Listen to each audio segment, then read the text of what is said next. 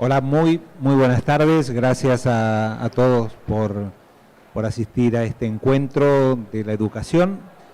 Cuando Viviana me comentó de este evento, me dijo, ¿te animás a moderar una mesa?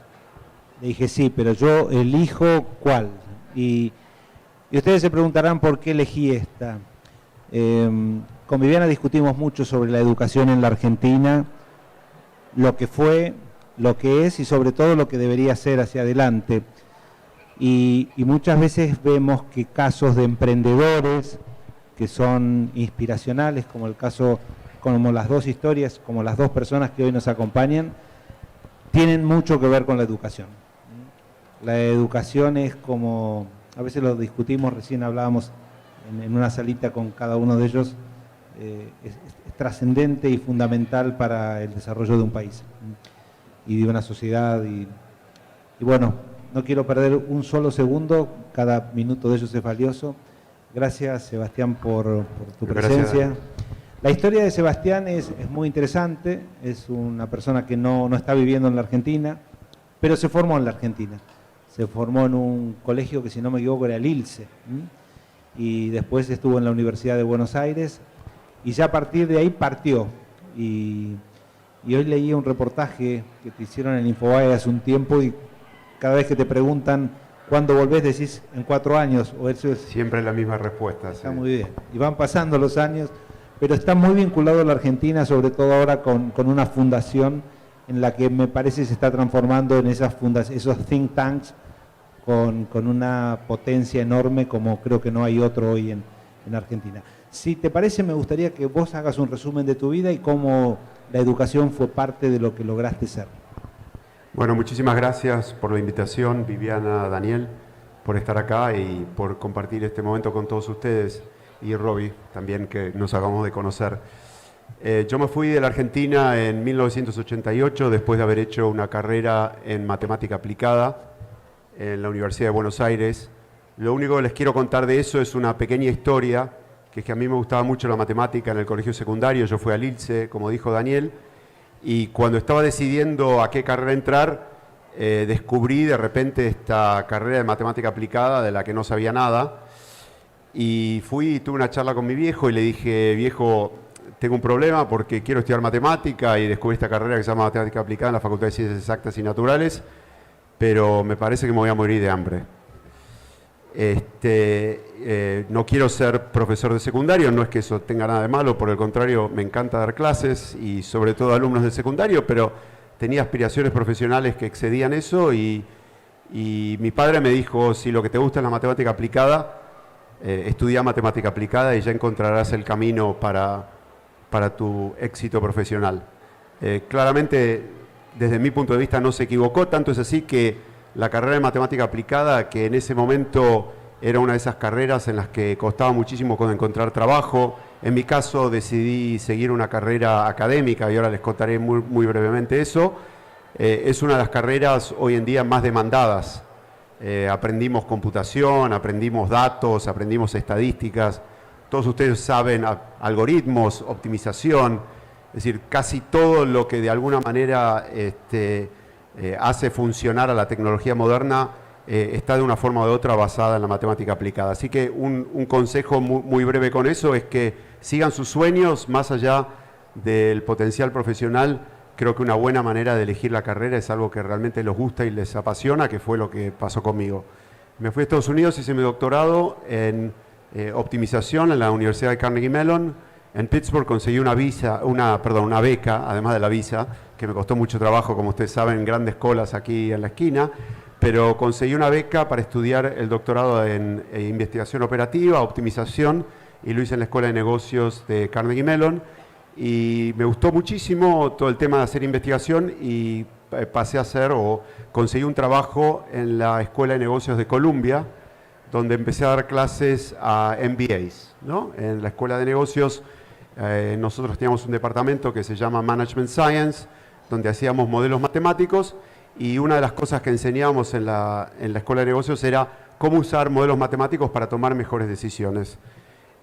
Fui profesor en la Universidad de Columbia desde 1993 Y lo que pasó en 1998, bueno, muchos de ustedes quizás ni siquiera habían nacido, pero empezó la fiebre de Internet y yo tenía muchísimos estudiantes que me contaban todos los días que iban a empezar compañías, que iban a convertirse en emprendedores. Y dije, bueno, si mis estudiantes lo hacen, ¿por qué yo no? Y se me ocurrió esta idea de tratar de llevar muchos de los modelos matemáticos en los que yo trabajaba al campo de Internet. Y fundé una empresa en 1998 que se llamaba Axioma. Axioma hoy ya no existe más y ahora les cuento por qué. Y esa empresa se dedicó al principio a hacer modelos matemáticos para un montón de aplicaciones, sobre todo que tenían que ver con Internet. Y cuando cae la burbuja de Internet, o cuando explota la burbuja de Internet en 2020, decidimos dedicarnos a las finanzas. Y nuestra empresa, bueno, que emplea matemáticos, gente que hace estadística y desarrollo de software, empezó a hacer modelos matemáticos para las finanzas, trabajando en Estados Unidos. Yo vivía en Nueva York, como se imaginarán, y ahí hacíamos nuestros modelos para un montón de industria, para la industria financiera. No se crean todo esto que uno habla de Wall Street y todo esto, no es, el mundo de las finanzas no es realmente tan así. En gran parte los modelos matemáticos que nosotros hacíamos eran utilizados no solo por lo que se llaman los asset managers, los manejadores de activos, sino también por los fondos de pensión, por los fondos soberanos, para tomar mejores decisiones de cómo manejar el portafolio. Y aunque esto no se sabe, la gran cantidad del dinero del mundo es dinero de los fondos de pensión de trabajadores. Y los que lo invierten tratan de conseguir un cierto balance entre el retorno y riesgo, porque obviamente de ese dinero tienen que pagar las jubilaciones. Esa empresa creció mucho, tuvo muchos altos y bajos, carrera típica de emprendedor, conseguimos financiamiento, en cierto momento nos quedamos sin dinero, en otros vendimos más y bueno, logramos tener mucho éxito. En el 2019 pude vender la empresa a la bolsa alemana y me quedé con el compromiso de estar unos años más. En la empresa hicimos una fusión entre mi empresa y otra empresa que hacía índices de bolsa que se llama Stocks, y formamos Axioma y Stocks, formamos una empresa que se llama Contigo, con Q. La idea de Contigo era estar los dos juntos, las dos empresas juntas, y estar juntos con nuestros clientes. Esa empresa, estoy justo en estos momentos retirándome, y como decía Daniel, desde hace unos años que cuando vendí la empresa, para mí uno de mis sueños era poner un think tank en Argentina que se ocupara de políticas públicas para el desarrollo. Ese think tank se llama Fundar y hoy Fundar tiene 60 personas, está basado acá en Buenos Aires y bueno, yo tengo el título de presidente, si bien no manejo el día a día, cada día me dedico más a lo que hace Fundar. Los llamo para tirar el chivo, que entren a www.fund.ar para ver algunas de las cosas que hacemos. Bueno, esa es un poco mi vida y después, cuando tengamos un poco más de tiempo, les puedo contar un poco más de mi relación con la Argentina. Yo ahora vivo en Londres. Magnífico. Robbie, bienvenido. Robbie lo conocen, fue uno de los pioneros en esas empresas que nacieron y se hicieron globales, esas enormes, esos startups, pero que se hicieron de verdad grandes. Y además de todo eso, por eso esa parte me la vas a contar vos.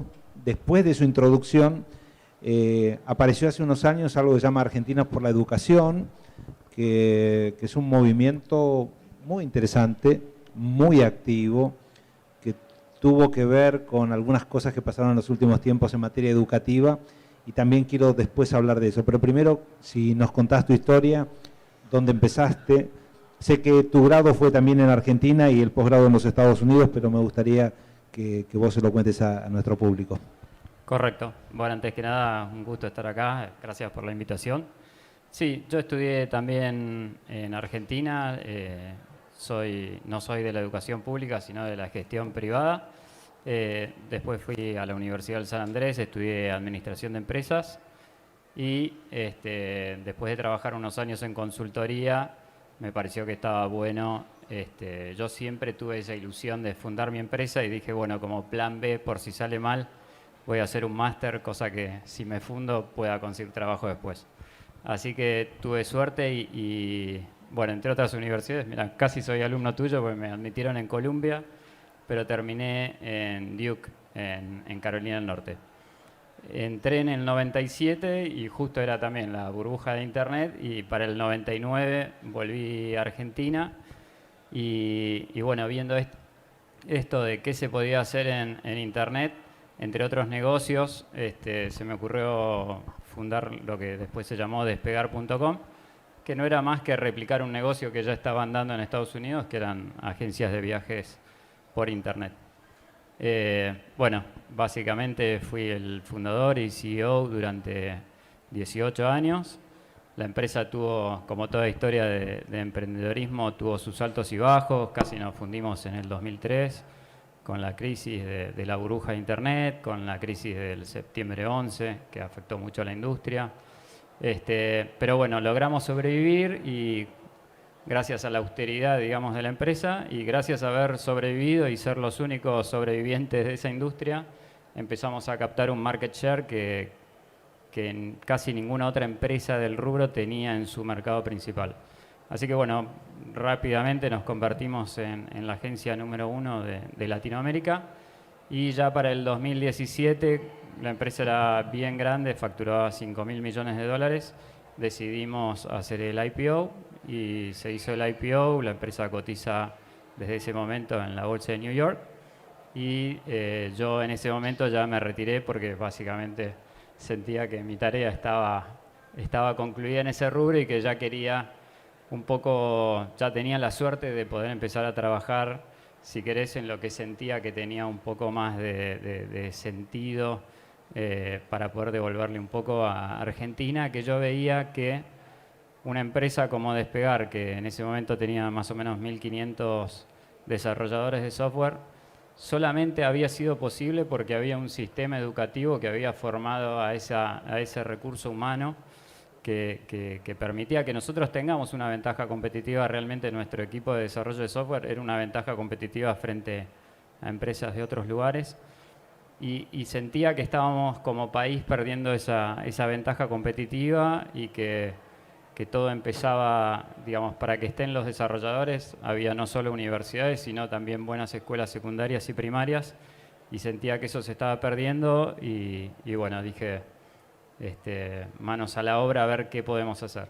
Ya había empezado a experimentar un poco, yo soy muy hands-on, no me gusta hablar, sino me gusta hacer, y habíamos empezado a experimentar con una escuela en el barrio de Tigre, un barrio Las Tunas, que es un barrio con muchas necesidades, y ahí veíamos que, aunque teníamos cupo para 50 chicos, en la lista de espera había casi 1.000 chicos por año.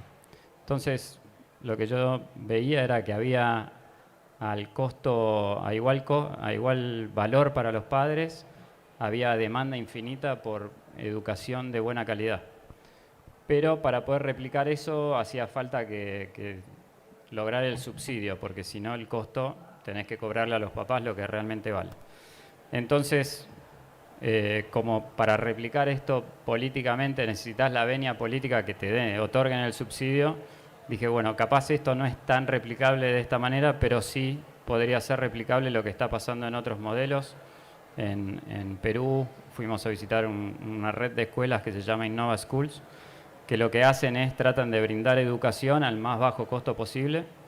Y la verdad que yo veía que se podía dar educación a un costo igual o menor de lo que le cuesta un chico al Estado, en un colegio del Estado. Y bueno, nos pusimos como meta tratar de empezar a crear escuelas que acerquen educación de calidad al más bajo costo posible. Así que bueno, ahora estamos con este proyecto que hoy tiene 12 escuelas primarias y 12 escuelas secundarias. Magnífico. Sebastián, cuando uno toma distancia y cuando sale del día a día de una sociedad, quizás tiene la ventaja de poder ver qué es lo que ocurre, o al menos de desarrollar una teoría de qué es lo que pasa con la educación en ese país que estás mirando. Estuviste viviendo en los Estados Unidos un tiempo importante, ahora vivís en Londres, viajás, mirás qué ocurre. ¿Qué pensás que le pasa a la educación argentina hoy?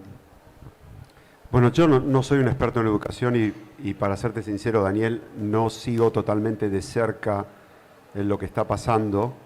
Me gustaría aprender mucho más, pero para mí lo que es muy importante es entender, por ejemplo, en mi caso particular, y es una de las razones por las que estoy muy involucrado con la Facultad de Ciencias Exactas y Naturales y me interesa muchísimo lo que pasa ahí. Yo tuve una educación pública de privilegio, en el sentido de que la Facultad de Ciencias Exactas y Naturales tiene poco o nada que envidiar a muchas de las universidades del mundo. Tuve educación con un ratio de estudiante-alumno muy bajo, es decir, había clases en que éramos 2, 3, 4, 5 estudiantes con profesores que tenían doctorado de primer nivel mundial. Y lo que yo intuía en ese momento, porque a veces uno evalúa la educación ex post, no en ese momento en particular, pero cuando yo me fui al exterior, lo que me di cuenta es que la formación que había tenido yo en comparación con los otros alumnos de doctorado que venían de todos los lugares del mundo, incluidos Estados Unidos, era de una gran diferencia. Es decir, para mí, y esto completamente no tiene nada que ver con la modestia, era muy fácil para mí hacer los cursos en la Universidad de Carnegie Mellon, que es una universidad difícil, considerada de hiper primer nivel. Entonces, eso a mí me empezó a crear un poco esta pregunta, ¿no? Decir, bueno, lo que me pasó a mí quizás es una burbuja, quizás es algo muy particular, y siempre, desde que fui emprendedor, yo creo que una de las cosas que nos interpelan a los emprendedores es el problema de escalar. Escalar es el problema básico del emprendedurismo. Podemos hacer soluciones de calidad para problemas muy concretos, pero el gran éxito del emprendedor pasa cuando uno logra trascender esos pocos ejemplos y convertirlo en algo general. Entonces siempre me impactó esta idea de qué podíamos hacer para tratar de lograr que esa educación a la que yo había tenido acceso fuera realmente algo más replicable.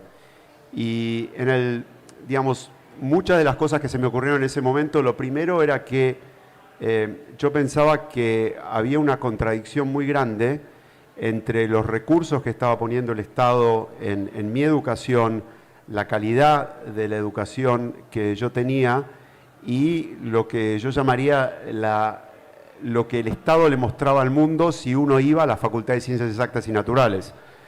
Yo no sé si ahora ustedes han pasado por Ciudad Universitaria, pero los que puedan, les recomiendo que vayan y vean el nuevo edificio de la carrera de computación y el Instituto de Cálculo, que es el Cero más Infinito.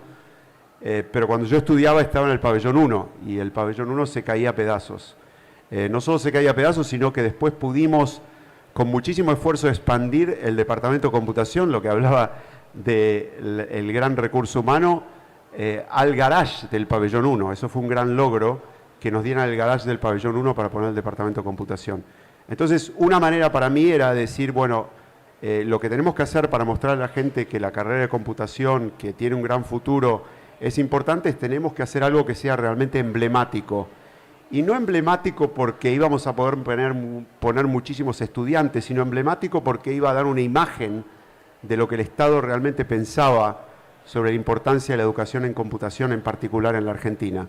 Y se me ocurrió esta idea en el 2008 de convencer a Daniel Viñoli, a Rafael Viñoli, que es un arquitecto uruguayo que acaba de fallecer lamentablemente, a que nos donara el proyecto del edificio de Cero más Infinito.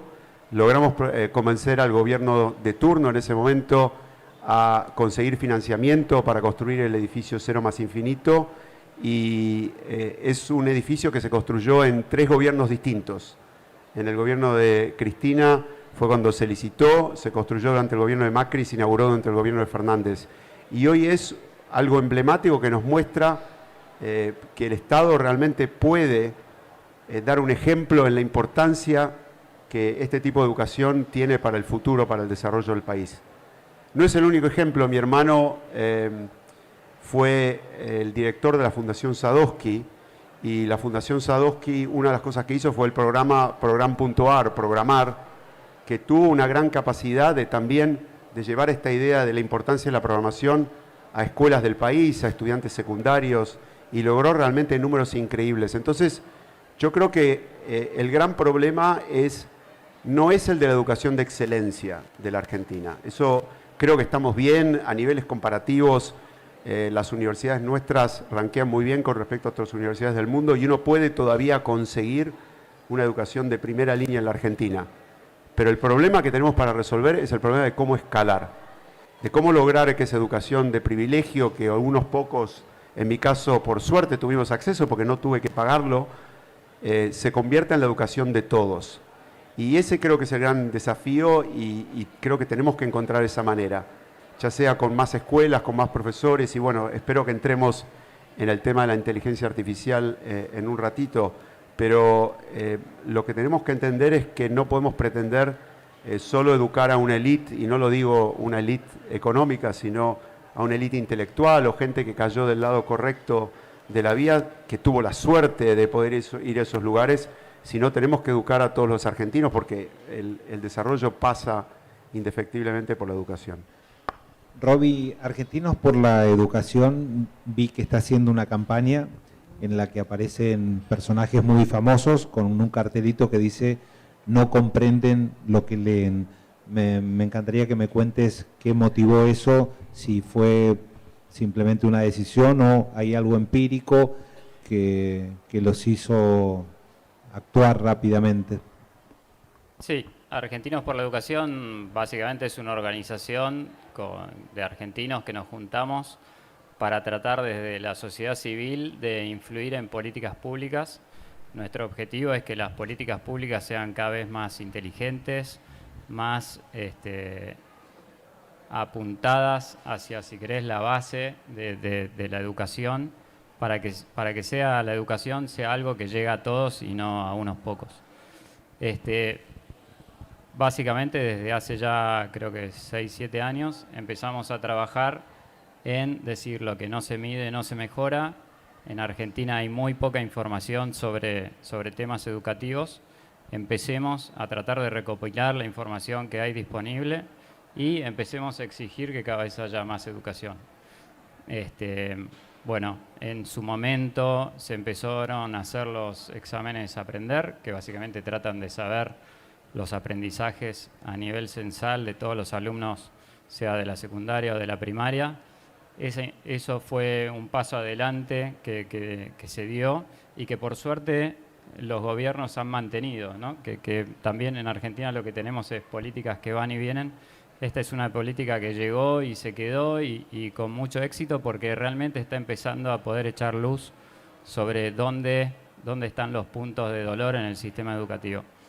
Y bueno, hace 7 años se había hecho una prueba Aprender a los chicos de tercer grado y ahí ya los resultados eran malos. Y hace unos años atrás se hizo una prueba de lectoescritura, entre otras cosas, a chicos de tercer grado. Era una prueba internacional y salió que Argentina está muy mal. En la mayoría de los exámenes, el examen PISA, por ejemplo, también Argentina viene decreciendo. De 60 países estamos en el puesto 58 más o menos. Bueno, y salió que Argentina está muy mal. Y cuando vimos que Argentina está muy mal y que la última prueba que se hizo a nivel nacional nuestro fue hace 7 años, decimos, tenemos un grande problema y hace 7 años que ni siquiera lo medimos, digamos, ni siquiera sabemos dónde estamos.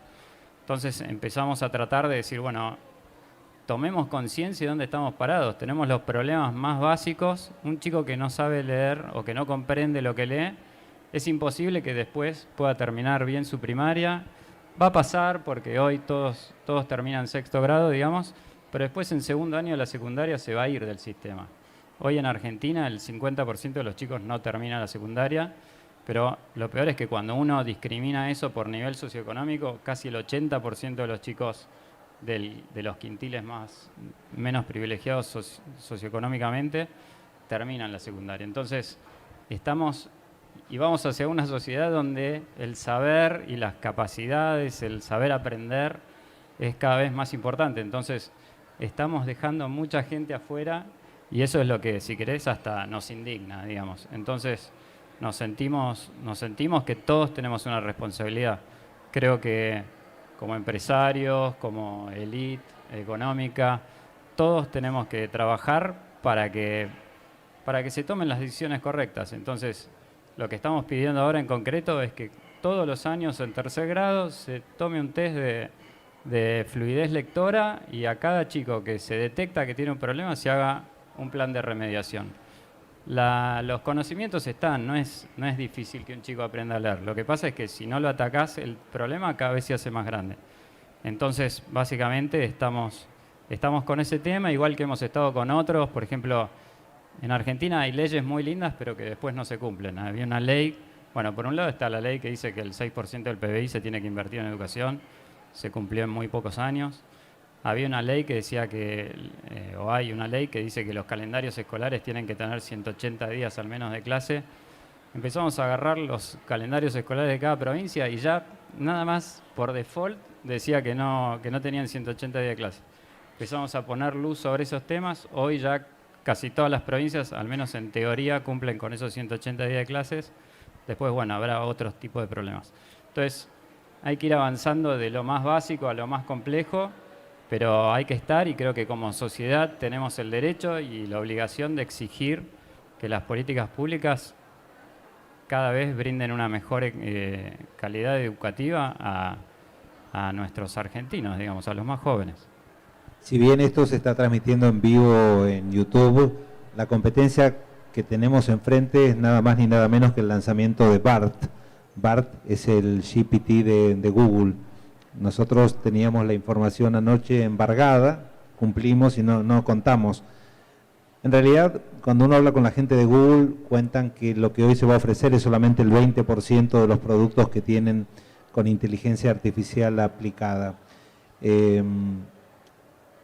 Yo estoy como aterrorizado porque para una empresa como la nuestra, lo que viene es apasionante por un lado y me asusta por el recambio de personas que voy a necesitar. La información siempre va a ser una necesidad, pero hay un montón de cosas que hoy hace un humano y dentro de poquito tiempo, tal vez en 6 horas o 7, o ayer, porque venimos practicando con esto hace tiempo, la va a poder hacer un software.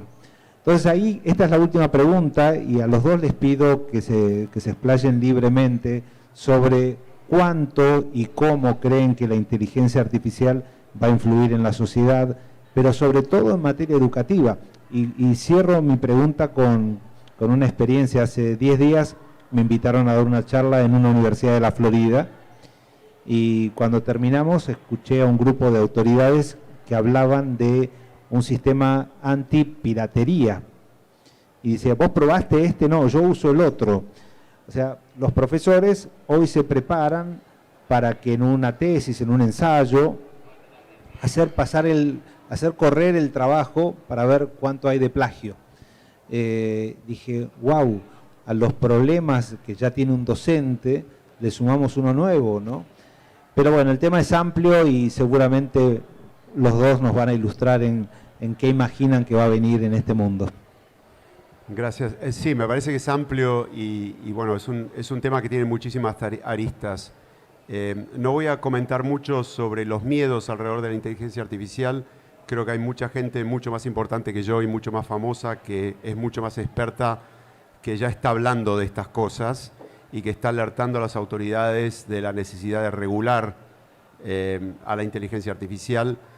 Como ustedes saben, la inteligencia artificial está en manos de muy pocos, en el sentido de son muy pocas empresas las que controlan y es muy, pero muy difícil acceder a competir a esos niveles porque los recursos que se necesita para entrenar una de estas máquinas de inteligencia artificial no están al alcance de todos. Voy a dejar eso de lado, creo que es muy importante.